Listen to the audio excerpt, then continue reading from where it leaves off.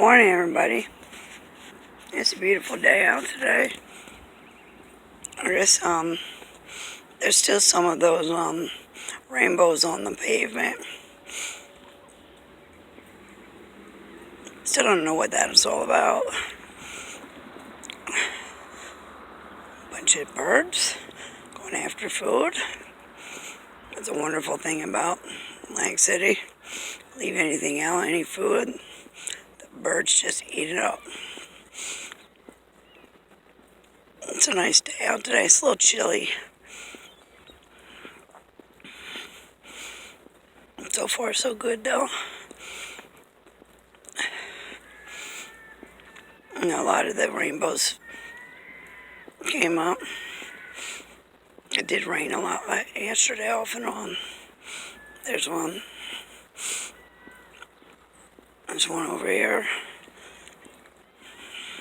I think that's so neat. So far, I see the sun.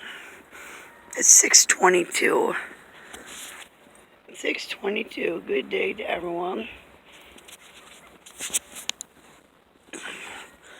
Wonder what I'm going to talk about today. I'll tell you what I've been studying. I've been studying about David killing Goliath. I've been studying that a lot lately. I've been studying it for about a month. And that story just amazes me. You know, David was faithful in the little things. He was a shepherd for his father. And, you know, he was sent because his older brothers were part of the... Oh, there's a lot of people fishing today. A lot of people. Wow. Look at that sun today. So anyway, David was sent to go give food to his brothers and to the people that were all the people that were going into battle against the Philistines. The Philistines is part of who Goliath was. He was a Philistine, and they came against the Israelites. They said that so David went to go give his brothers the food, and he got really upset that nobody wanted to come against Goliath. And he got upset because he knew his God was bigger. He was a faithful servant of God. And all the Israelites were supposed to be, but, you know, when they saw the giants in the land, they had fear. Always. Fear just seems to grip a lot of people sometimes. So, they had fear. So, David got really upset. So, David went to Saul.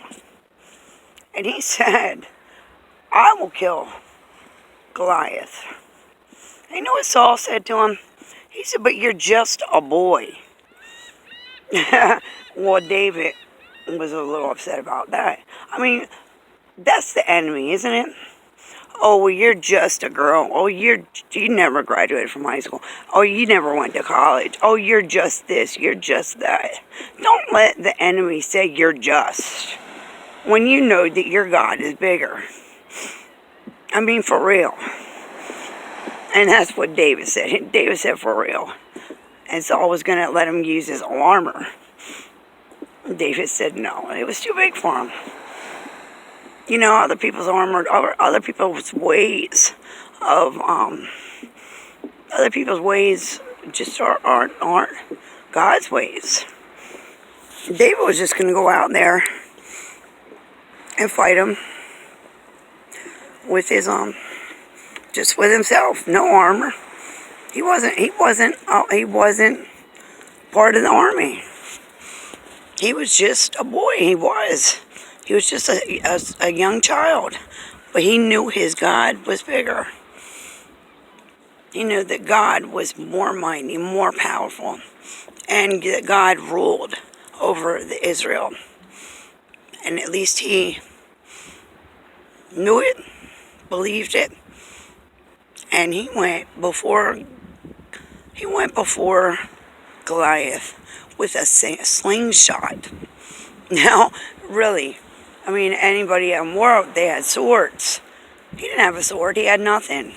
He asked Saul for a sword, and nobody would give him a sword. So he went with his slingshot. And first shot, ping, knocks him out. Not only knocks him out, kills him. And the wonderful thing is, he got a sword out of the deal. Because he wanted to cut his head off. He wanted to cut his head off for a trophy. To show that his God was more powerful. And so he got Goliath's sword. He pulled the sword from the dead body, and it was an amazing sword. It was actually a sword. If you read in 2 Samuel, it talks about how great this sword was of Goliath. He was showing it to everybody. It was a prize sword, the best sword there was. And who gets it? He gets it. David gets it. David gets it because David killed him with a slingshot. God is so cool.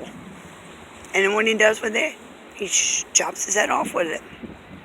Chops his head off and brings it around for a trophy. I mean, with his own sword. You know what's cool? Is Jesus is the sword. Jesus is the sword. The Word is sharper than any two-edged sword. We have the Word. We have Jesus. And we're able to conquer so many things just because of His Word and because of His promises. It's a beautiful day out. Anyway, that's all for today. Say hi to the fishermen. We got 3, 4, 5, 6 of them out there.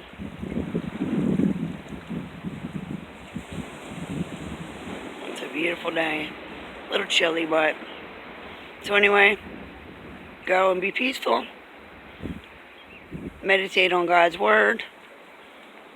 Have a peaceful and happy day. Be joyful. And joyful comes from thankfulness. So be thankful so that you can be joyful. And the joy of the Lord is your strength. Have a good day.